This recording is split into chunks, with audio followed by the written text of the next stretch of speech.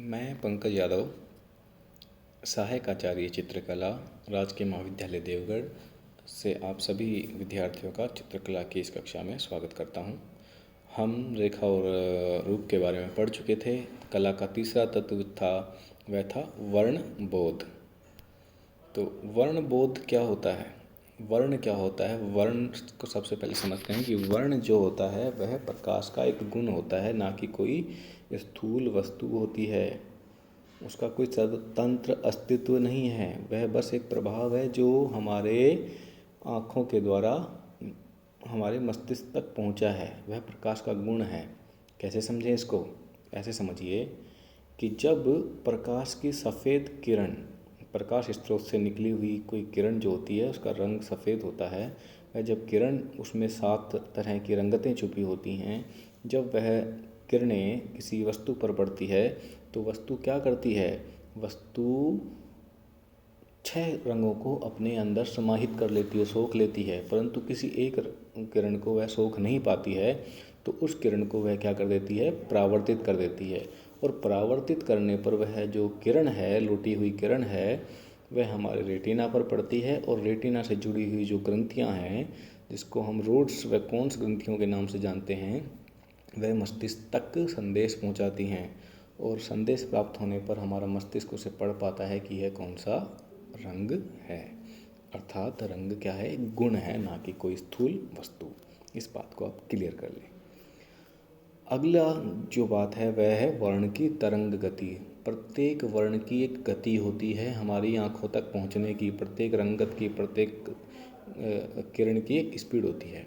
अगर कोई इस रंग की स्पीड हमारी आँखों तक पहुँचने की तीव्र है, तेज है, जल्दी से पहुँच जाता है, तो वह गर्म रंग माना जाता है। अर्थात वह हमारी आँखों को इतना प्रिय नहीं लगता है। जो रंग हमारी आँखों तक थोड़ा धीरे पहुँचता है, जिसकी स्पीड कम है, जैसे कि हरा रंग है, उसकी स्पीड कम है, तो ऐसे रंग कहलाएंगे ठंडे रंग। ठंडे रंग अर्थात जिनको हमारी आंखें देखने पर थकती नहीं हैं। तो 2 तरह के रंग होते हैं, गर्म और ठंडे। गर्म रंग वह रंग जिनको देखने से हमारी आंखों को थकान महसूस होती है, ज़्यादा देर तक देख नहीं सकते, जैसे सूर्य की रोशनी हो गई, आग हो गई, इनको हम ज़्यादा देर तक नहीं देख सकते। और ऐसे रंग जिनको देख सकते हैं लंबे समय तक, पानी का रंग हो गया, आसमान का रंग हो गया, पेड़ पौधों का रंग हो गया, तो ऐसे रंग ठंडे रंग कहलाते हैं। रंगों को एक ये चित्र बना हुआ है, इसमें इनकी स्पीड दिख रही है, तो उस स्पीड से इसको एक नाम लिख दिया है VIBGYOR। वी से वायलेट हो गया, आई से इंडिगो नीला हो गया, बी से ब्लू हो गया अलग तरह का नीला, जी से ग्रीन हो गया, वाई से येलो पीला हो गया, ओ से ऑरेंज नारंगी संतरे रंग हो गया, आर से रेड लाल रंग हो गया। तो जो वॉयलेट कलर है, बैंगनी कलर जिसको हम बोल सकते हैं, उसकी स्पीड कम है, इंडिगो की और कम है, और उससे थोड़ी ज़्यादा है ब्लू की, और उससे थोड़ी ज़्यादा है ग्रीन की, और सबसे ज़्यादा है रेड की। तो YOR, येलो ऑरेंज रेड, इनकी स्पीड क्या होती है? तेज होती है, तो इन्हें गर्म रंग माना जाता है। VIBG, ये जो 4 रंग हैं, इनकी रंगतें हैं, ये ठंडे रंग में गिनी जाएंगी। चलिए आगे देखते हैं वर्ण के गुण। पर देखिए, गुण हमारे यहाँ जो है उसका बहुत महत्व है। रेखा का गुण, रूप का गुण, और अब वर्ण का गुण। प्रत्येक वर्ण का एक गुण होता है। यहाँ 3 गुण माने गए हैं, रंगत, मान और सघनता। मान क्या होता है? मान का मतलब होता है कि वह जो रंग है उसका हल्कापन या गहरापन, वह उसका मान है। कि हल्की है तो मतलब उसका मान कम हो गया, गहरा तो उसका मान बढ़ गया। इस तरह से इसको हम समझ सकते हैं। अंग्रेजी भाषा में इसे वैल्यू कहा जाता है। ठीक है, कि मैरून रंग जो होता है, तो वह मैरून रंग क्या होता है? लाल से थोड़ा गाढ़ा होता है, तो उसका हम कहेंगे मान अधिक है। ठीक है। और एक होता है थोड़ा हल्का रंग, टमाटर से भी हल्का, तो उसे हम लाल रंग को हल्का रंग कहते हैं। तो इसी प्रकार, पर वो शुद्ध रंग नहीं है। शुद्ध रंग तो क्या होता है? शुद्ध रंग अलग है। और रंगत, देखो अब मान समझा, रंगत समझिए। रंगत भी शुद्ध नहीं होती। रंगत क्या होता है? रंगत से हमें पता चल जाता है, आभास हो जाता है कि यह रंग किस फैमिली का है। पिंक कलर, लाल कलर, मैरून कलर और रानी कलर, ये सब लाल रंग के ही फैमिली के कलर हैं, परिवार के कलर हैं। तो इन्हें हम समझ जाते हैं। वो रंगत जो इनकी फैमिली को परिभाषित करती है, उस गुण को, उस विशेषता को रंगत कहा जाता है। जैसे कि हम कहेंगे ये लालपन लिए हुए है, ये पीलापन है, ये नीलापन है, ऐसे करके। एक थर्ड पॉइंट जो है वो ज़रूरी है, सघनता। सघनता मतलब प्योरिटी, रिचनेस, उस कलर का प्योर कलर है सर, इसमें मिलावट नहीं है, ना सफ़ेद की मिलावट है, ना काले की मिलावट है, ना गहरा है, ना हल्का है, ये प्योर में मतलब प्योर कलर है। तो वह क्या कहलाता है? सघनता कहलाती है। उसी से रंग की पहचान हो जाती है। वर्ण भेद, वर्णों को भेद किया गया है कि 3 ये अलग रंग है, ये अलग रंग है, ऐसे करके 3 प्रकार का भेद किया गया है। मुख्य वर्ण कहा जाता है, द्वितीयक रंग कहा जाता है और तृतीयक रंग कहा जाता है। मुख्य रंग जो होते हैं वो किसी मिश्रण के द्वारा प्राप्त नहीं किया जा सकते, मतलब ओरिजिनल कलर है ये। इनसे मिलकर अन्य रंग बन सकते हैं, परंतु ये किसी भी अन्य रंग से मिलकर नहीं बन सकते। कौन कौन से हैं मुख्य रंग? लाल, नीला और पीला। ये पूर्णतः प्राकृतिक शुद्ध रंग है, इनमें किसी भी प्रकार की मिलावट नहीं है। अगला है द्वितीय रंगतें। द्वितीय रंगतें क्या होती हैं? जैसे कि यहाँ से एक सर्किल बना हुआ है, जूम करके देखते हैं, कै वाला जो सर्किल बना हुआ है, तो यहाँ लाल दिख रहा होगा आपको, ये रहा, इसके सामने हरा है और उधर नीला है, ठीक है, और इधर नीले के सामने पीला है। तो मैंने बताया था प्राथमिक रंग कौन कौन से हैं? लाल, नीला और पीला। तो लाल और नीले को मिलाकर बन गया बैंगनी, तो वो क्या हो गया? सेकेंडरी कलर, द्वितीय रंग, ठीक है। इसी तरह लाल और पीले को मिला के बन गया नारंगी, तो नारंगी क्या हो गया? द्वितीय रंग। इसी प्रकार से पीले और नीले को मिलाकर क्या बन गया? हरा रंग, तो ये क्या हो गया? सेकेंडरी कलर, द्वितीय रंग। मतलब प्राथमिक रंगों से मिलकर बनने वाला जो रंग होता है वह द्वितीय रंग कहलाता है। ये समझने वाली बातें हैं, कैसे कौन सा रंग बनता है ये भी आप समझ सकते हैं। और कुछ और होते हैं, जैसे कि यहाँ समझिए, इसी में बड़े वाले में समझा देता हूँ कि एक हरा मिला, ठीक है, और नीला मिला, एक प्राथमिक रंग और एक द्वितीयक रंग मिला, तो एक तीसरा रंग बन गया, जैसा हो गया नीला हरा। हरा और पीला बन गया तो वो क्या हो गया? पीला हरा। इसी प्रकार से रंग की रंगतें जब बनती हैं तो उसे तृतीयक रंग कहते हैं। ऐसे बहुत से रंग बनाए जा सकते हैं, जितने भी कलर की शेड्स होती हैं सभी इसी प्रकार से बनाई जाती हैं। तो 3 प्रकार के रंग हो गए, प्राथमिक, द्वितीयक और तृतीयक, ठीक है। आगे यहाँ रंगों के कुछ गुण बताए गए हैं। लाल रंग किसका प्रतीक है? राष्ट्र प्रेम का, क्रोध का, घृणा का, युद्ध का, उत्तेजना का, ये सब प्रतीक है। कि आपको चित्र में युद्ध दिखाना है तो आपको लाल रंग से की अधिकता वाला चित्र बनाना चाहिए। प्रेम का दिखाना है तो उसमें भी लाल रंग का इस्तेमाल कर सकते हैं। पीला, पीले का भी ऐसा ही प्रयोग कर सकते हैं। पीला किसके लिए दिखाना? चित्र में अगर खुशी दिखानी है, रोशनी दिखानी है, ठीक है, और बुद्धिमत्ता दिखानी है, तो ऐसे ये रंग हैं। ये सब मतलब किस गुण वाला चित्र बनाना है तो उस गुण वाले रंग का इस्तेमाल आपको करना चाहिए। इसी प्रकार नीले रंग के यहाँ गुण लिखे हुए हैं। इसी प्रकार नारंगी रंग के, बैंगनी रंग के, श्वेत और श्याम रंग के, प्रत्येक रंग का एक गुण होता है, मन पर पड़ने वाला प्रभाव होता है, कलर थ्योरी होती है। आजकल तो इस कलर थ्योरी या थेरेपी से लोगों का इलाज तक किया जाता है। आपने देखा होगा कभी कि हम किसी के शोक में जाते हैं तो सफ़ेद कपड़े पहन के जाते हैं, तो श्वेत रंग शोक का प्रतीक हो गया, ठीक है। जब युद्ध विराम की घोषणा की जाती है तो श्वेत रंग तो शांति का प्रतीक। ऐसे सभी रंगों का प्रत्येक रंग का क्या है? महत्व है। अगले जो टॉपिक है वह है तान। यह बहुत इंपॉर्टेंट है, थोड़ा ध्यान से देखिएगा।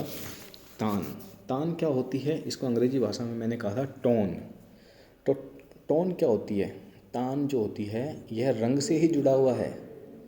रंग के सफ़ेदपन मतलब हल्केपन, रंग के कालेपन मतलब गहरेपन।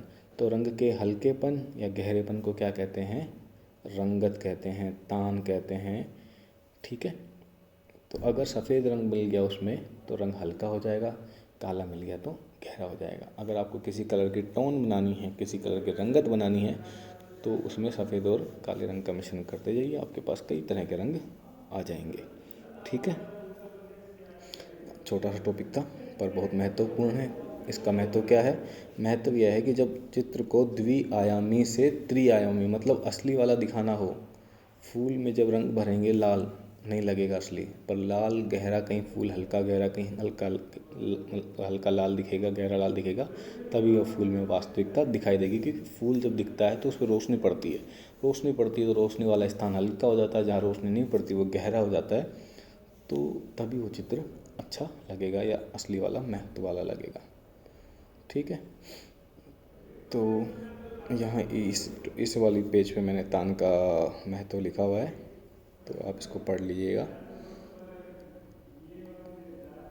अब जो है एक और महत्वपूर्ण टॉपिक है जिसका नाम है टेक्सचर, या जिसे कहा जाता है पोत। बहुत ही इंटरेस्टिंग चीज़ है, समझिएगा कैसे, इसको पढ़ लीजिएगा, मैं लिखा है, पर मैं अभी जो बता रहा हूँ उसको ध्यान से सुनिएगा। जब कोई धरातल होता है तो प्रत्येक धरातल को जब हम छूते हैं तो हमें कुछ स्मूथनेस, कुछ खुरदरा, अलग अलग प्रकार के सतह का अलग अलग प्रकार का फील होता है, महसूस होता है।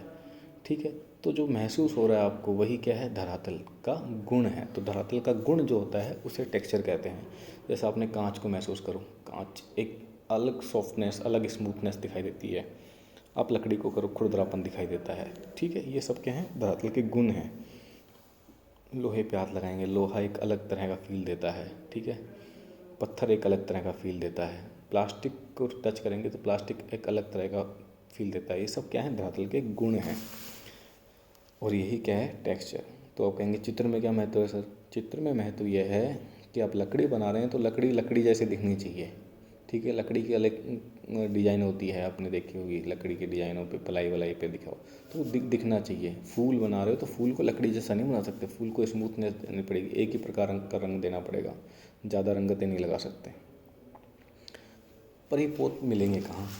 पोतों को 3 प्रकार से बनाया जाता है, टेक्सचर को 3 प्रकार से बनाया जाता है।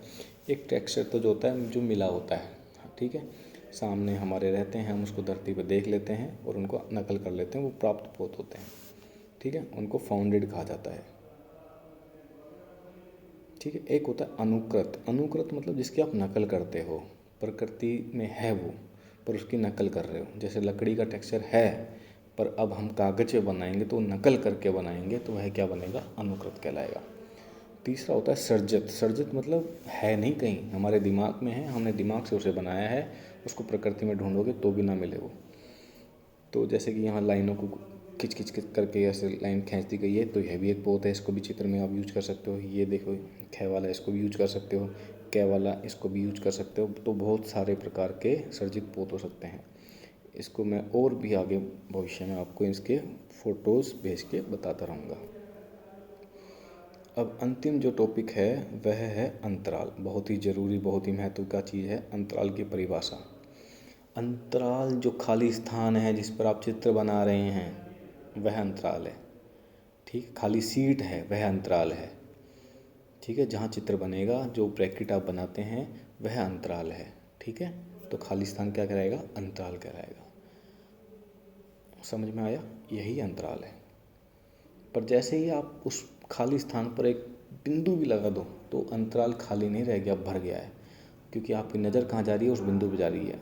तो 2 प्रकार का अंतराल होता है, सक्रिय और असक्रिय अंतराल।